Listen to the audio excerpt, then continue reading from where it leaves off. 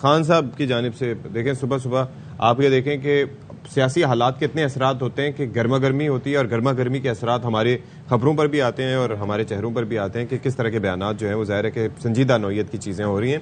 تو عمران خان صاحب نے ایک ٹویٹ کیا ہے، لکھتے ہیں کہ اسلام آباد میں فسطائیت اپنے عروج پر ہے، اب پولیس کارکنوں کو پکڑنے کے لیے بغیر وارنٹ گھروں پر چھاپے مار رہی ہے، اور جہاں کارکن گھروں میں موجود نہیں وہاں 10 سال کے بچوں کو اٹھایا جا رہا ہے۔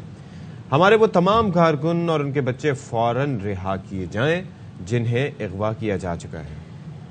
صحیح۔ خان صاحب کی جانب سے دیکھیں، صبح صبح آپ یہ دیکھیں کہ سیاسی حالات کے اتنے اثرات ہوتے ہیں کہ گرما گرمی ہوتی ہے، اور گرما گرمی کے اثرات ہمارے خبروں پر بھی آتے ہیں اور ہمارے چہروں پر بھی آتے ہیں کہ کس طرح کے بیانات جو ہیں وہ ظاہر ہے کہ سنجیدہ نوعیت کی چیزیں ہو رہی ہیں۔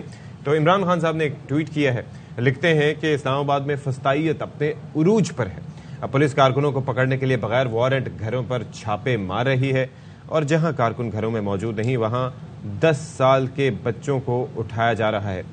ہمارے وہ تمام کارکن اور ان کے بچے فوراً رہا کیے جائیں جنہیں اغوا کیا جا چکا ہے۔